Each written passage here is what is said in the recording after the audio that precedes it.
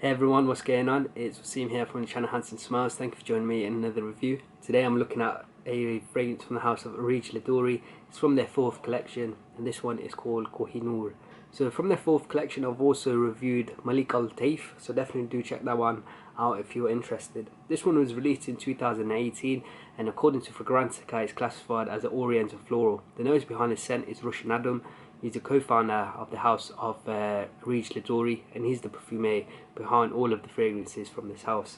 So Koh-i-Noor was actually a collaboration between Russian Adam and a YouTube reviewer called Nikhil, also known as Perfume Guru or Exotic Scents. So Nikhil, he's one of my favourite reviewers, so this was definitely a fragrance I was really keen to get my nose on. It's great to see a collaboration between a reviewer and a perfumer.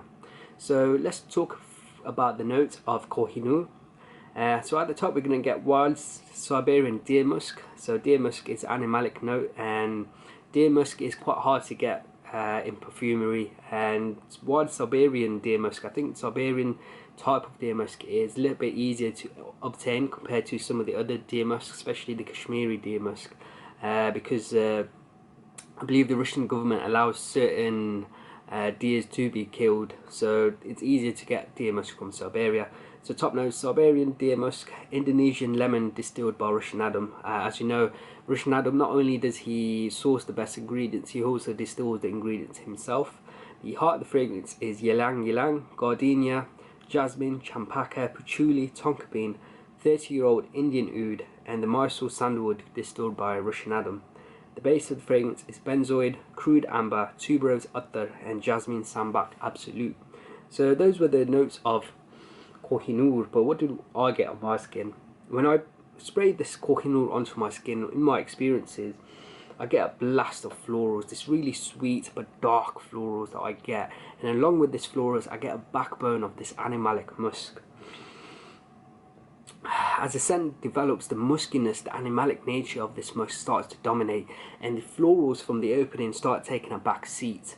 The florals have this dark but sweet nature and help to uplift the muskiness of this scent, but the muskiness has this really deep animalicness to it. And the muskiness, the animalic nature, has like a sort of like a civet feel for me, and like a, strangely as it sounds, like a subtle urine sort of quality. And for me, it reminds me of YSL Chorus, the old school powerhouse 80s fragrance. It has this that deep animalic feel, but then it also has this balanced out backbone of these really lovely floral cores, a blast of floralness. As the scent dries down, this is all for me on my skin. It's just a powerhouse of muskiness. It's this animalic, raw, rich, really alluring, really sexy, really just edgy, musky scent. And the florals just add that little bit of brightness, a little bit of uplifting sort of feel. But it's mostly about this animalic sort of musk. Like I've said, this is a strong, it's like a raw, quite a ballsy, musky scent. So if you're not into an animalic scent, then you definitely need to look away, because this one is really edgy. And the florals, if you're not a fan of florals, you're not going to enjoy this as well. So there's two real nuances that I get from this scent. It's this animalic musk and these are really rich florals. In terms of performance, this one was very, very good on my skin. I got 8 to 10 hours, and the projection, the scent cloud was quite strong. Performance was not an issue on this scent. In terms of occasions, Koh-i-Noor, because of the scent that it is, it's quite rich, it's quite powerful. It has that raw, sexy sort of alluring quality.